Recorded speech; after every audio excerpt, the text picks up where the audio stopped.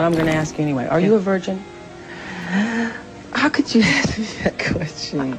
I just want to know. I want to know. I'm a gentleman. You're a gentleman. I'm a gentleman.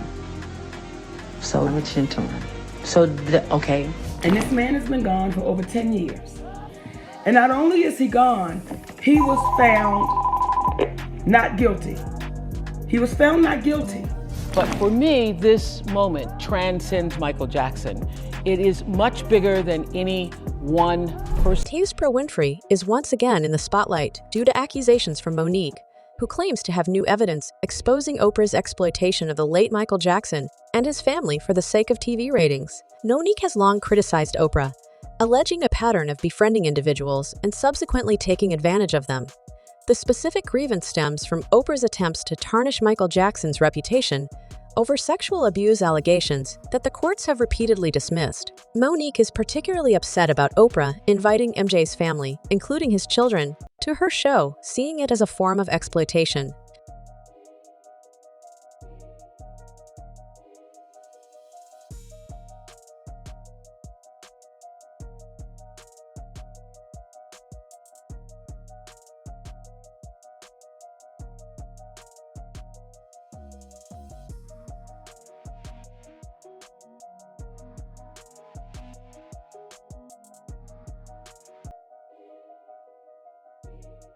Monique is not alone in her criticism, as other actors and entertainers have also accused Oprah of disrespecting Michael Jackson for the sake of her show. The controversy centers around whether Oprah's actions genuinely amounted to exploitation, sparking a broader debate about her conduct in this regard. In August of last year, a California appeals court resurrected lawsuits against Michael Jackson's estate filed by Wade Robson and James Safechuck, the individuals featured in the controversial documentary Leaving Neverland.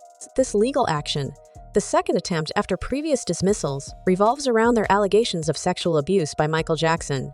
Robson claims he met MJ at the age of 5, and the abuse allegedly occurred over 7 years, during which Robson appeared in 3 of Jackson's music videos. Safechuck asserts that he met MJ at 9 while filming a Pepsi commercial, and he alleges Jackson lavished him with gifts before the purported abuse. The attorney for Michael Jackson's estate maintains Jackson's innocence, expressing confidence and stating that the allegations surfaced years after Jackson's death, driven solely by financial motives. Monique enters the picture, aligning her concerns with those who question the timing and motivations behind these accusations against Michael Jackson. The reason Wade Robson and James Safechuck persisted in pursuing lawsuits against Michael Jackson, despite prior court rejections, is attributed to Oprah Winfrey's endorsement of their claims. In 2019, Oprah hosted a show titled Oprah Winfrey Presents After Neverland, providing a platform for Robson, Safechuck, and the director of Leaving Neverland to discuss the impact of sexual abuse on survivors. This move by Oprah stirred controversy, with many accusing her of disrespecting MJ and entertaining individuals driven by financial motives. Robson's credibility has been questioned due to inconsistencies in his story, and the court dismissing his case twice. Both Robson and Safechuck had previously testified under oath that the alleged abuse never happened.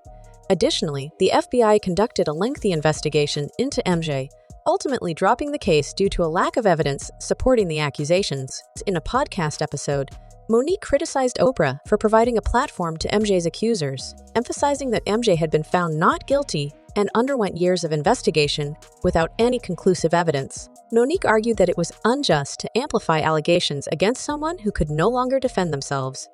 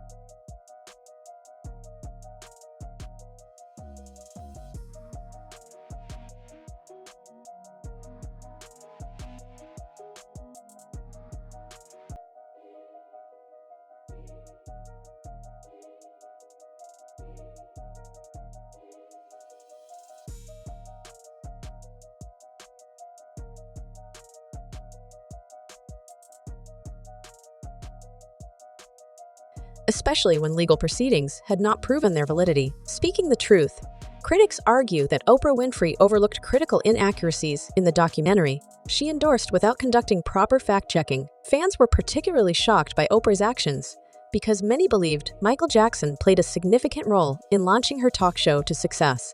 In 1993, MJ reached out to Oprah for an interview, seeking to address rumors surrounding his skin complexion, career, and romantic life. Kerr was surprised and starstruck by the invitation, considering it an honor that the iconic Michael Jackson wanted to speak with her.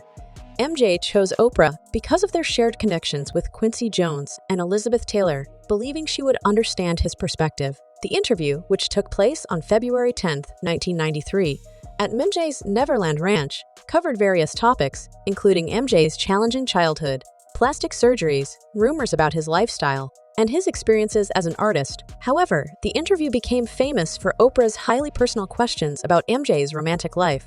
Have you ever been in love? Yeah. With Brooke Shields? Yes, and another girl. And another girl? I'm going to ask you this, and it's embarrassing for me to ask you this, but I'm going to ask you anyway. Are you a virgin? How could you ask me that question? I just want to know. I want to know. I'm a gentleman. You're a gentleman. I'm a gentleman.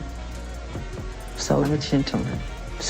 okay, I would interpret that to mean that means that you believe that a lady is a lady, and therefore... That's something that's private. I mean, shouldn't be spoken about openly. You can call me old-fashioned if you want, but, to me that's very personal.